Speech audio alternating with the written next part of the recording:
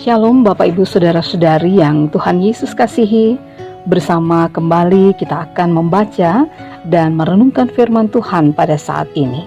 Bacaan Alkitab kita pada saat ini terambil dari kitab 1 Korintus pasalnya yang ke-13 ayatnya yang pertama hingga ayatnya yang ke-7.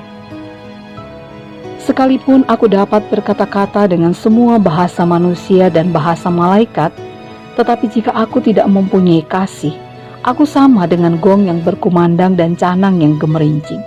Sekalipun aku mempunyai karunia untuk bernubuat, dan aku mengetahui segala rahasia dan memiliki seluruh pengetahuan, dan sekalipun aku memiliki iman yang sempurna untuk memindahkan gunung, tetapi jika aku tidak mempunyai kasih, aku sama sekali tidak berguna.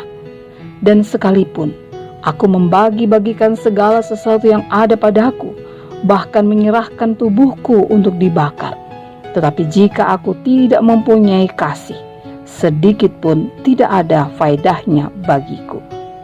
Kasih itu sabar, kasih itu murah hati, ia tidak cemburu, ia tidak memegahkan diri dan tidak sombong, ia tidak melakukan yang tidak sopan dan tidak mencari keuntungan diri sendiri, ia tidak pemarah dan tidak menyimpan kesalahan orang lain.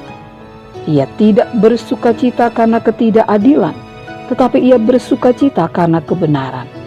Ia menutupi segala sesuatu, percaya segala sesuatu, mengharapkan segala sesuatu, sabar menanggung segala sesuatu. Demikianlah pembacaan Alkitab.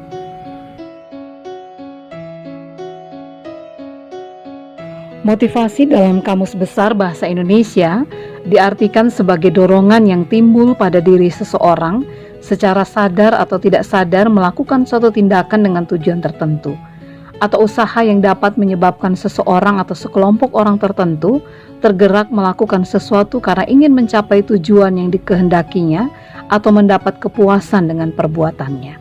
Ibarat bahan bakar pada sebuah kendaraan motor yang menggerakkan kendaraan motor tersebut, maka motivasi menjadi pendorong bagi setiap manusia untuk melakukan berbagai hal dalam kehidupan agar mencapai tujuannya.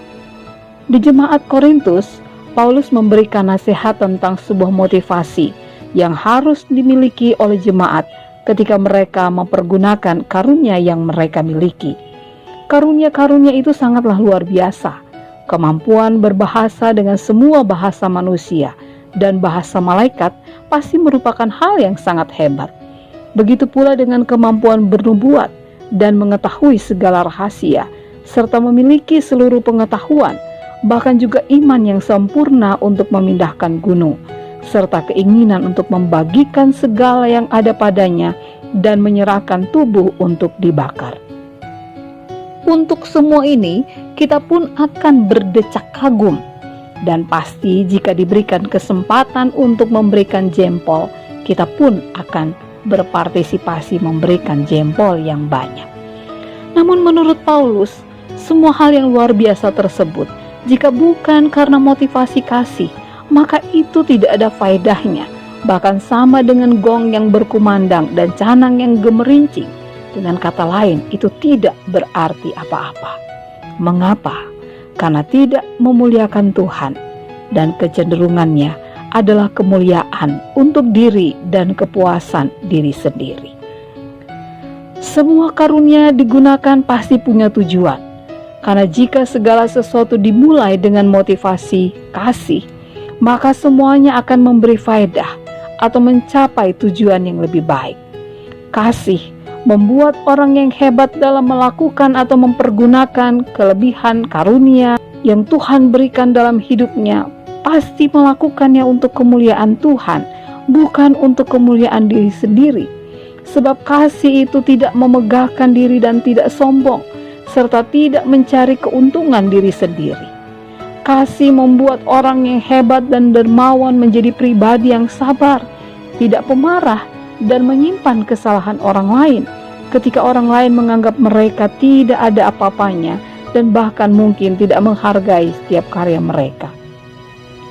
Justru disitulah, karena motivasi kasih, Mereka tetap memiliki kemurahan hati untuk terus berbagi. Kasih juga membuat orang tidak cemburu ketika mereka melihat ada orang lain yang lebih hebat dari mereka. Bahkan memampukan mereka untuk tetap memiliki sukacita karena sebuah kebenaran di dalam Tuhan, sekalipun ketidakadilan mereka terima. Kasih membuat seseorang bersedia dengan penuh ketulusan dalam memberikan pertolongan, bukan karena mencari kepuasan diri sendiri. Bapak Ibu yang Tuhan Yesus kasihi, dalam ayat yang ke-7 Paulus memberikan sebuah kesimpulan dengan menyatakan bahwa kasih itu menutupi segala sesuatu, percaya segala sesuatu, mengharapkan segala sesuatu, sabar menanggung sesuatu. Ya, kasih menutupi segala sesuatu, tetapi bukan kompromi dengan dosa yang dilakukan atau tidak melihat kelemahan, kekurangan orang lain. Namun dalam kasih ada pengampunan tanpa harus mempermalukan. Ada sikap yang bersedia melengkapi dan menutupi kekurangan orang untuk membuatnya menjadi sempurna. Dengan kasih, kepercayaan, pengharapan, dan kesabaran menjadi sebuah kesatuan, karena sesungguhnya kasih berasal dari Allah. Dan setiap orang yang hidup dalam kasih berarti mengenal Allah. Bapak, Ibu, saudara-saudari yang Tuhan Yesus kasihi, saat ini kita diingatkan bahwa ternyata kita perlu mengecek kembali apa motivasi kita ketika kita melakukan berbagai hal. Baik itu di tengah keluarga kita, bahkan dalam kehidupan bersama orang lain. Sudahkah motivasi kita benar? Sudahkah semuanya digerakkan oleh kasih? Mari kita melakukan introspeksi kembali, sehingga apa yang kita kerjakan bukan untuk mencari kepuasan diri dan kemuliaan diri, namun apa yang kita kerjakan semuanya berfaedah bagi kemuliaan Allah. Amin. Bapak, Ibu, saudara-saudari yang Tuhan Yesus kasihi, mari kita berdoa. Bapa kami yang di sorga, kami bersyukur untuk kesempatan mempergunakan berbagai karunia, talenta yang Tuhan berikan dalam kehidupan kami. Kami mohon kepadamu ya Tuhan, agar kami selalu diingatkan bahwa setiap perbuatan kami, kasihlah yang menggerakkannya. Sehingga apapun yang terjadi dalam seluruh karya, kerja, dan layan kami, semuanya bukan untuk kemuliaan diri kami, tapi menjadi pujian dan hormat bagi kemuliaan nama-Mu. Dalam nama Tuhan Yesus, kami berdoa. Amin.